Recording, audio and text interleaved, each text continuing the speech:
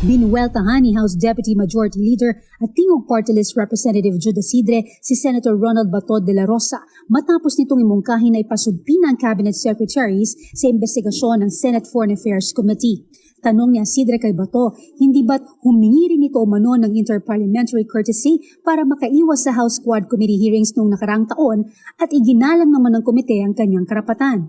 Ipinunto ni Isidre ang tila double standard na ugali ni Bato sa pagdinig ng Senado at ipinaalala dito na ang senador ay umiwas noon sa paulit-ulit na imbitasyon ng Quad Committee kaugnay sa extrajudicial killings ng war on drugs ng Administrasyong Duterte.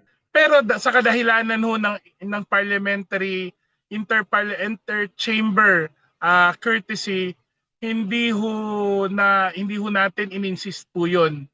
At ginalang ho natin ang kanyang katayuan bilang isang senador. Mahirap naman po na sila naman sa pagkakataon ngayon ang ibabaliwala o di kaya mamasamain ang pag-invoke ng isang co-equal branch ng executive privilege or sa kaso ng House nung nirespeto po namin ang interparliamentary courtesy. Pinaalalahanan naman ng mambabatas si Senator Bato na dapat ipakita nito ang parehong sipag sa pagdalo at mabilis siyang makita kapag siya na ang ipinatawag ng Kamara. Karapatan at tungkulin ni Senator Bato na dumulog sa mga gawain ng Senado.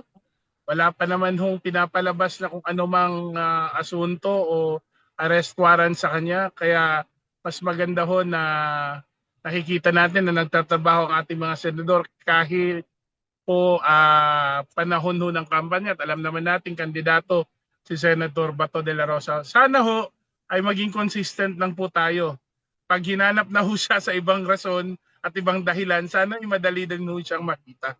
Samantala, kinontra naman ni Isidre ang pahayag ni Senate President Francis Chiza Escudero ng salitang forthwith ay dapat ginawa na lamang na immediately upang mas maging malinaw na dapat agad aksyonan ng Senado ang articles of impeachment. Para kay Isidre, malinaw na ang ibig sabihin ng forthwith ay agad-agad. Well, sa totoo lang ho, nasa konstitusyon at klarong-klaro po ang paggamit ng salitang forthwith. Nakikita naman natin sa diksyonaryo kung ano ibig sabihin nun. Malaki po ang ating paggalang kay Senate President Chiza Escudero at unless he is suggesting na ang pinakamainam dito ay muli nating balangkasin ang ating konstitusyon. Samantala, hinimok ng kongresista ang publiko na maging responsable sa pagpo-post online sa gitna ng lumalalang fake news or misinformation sa social media.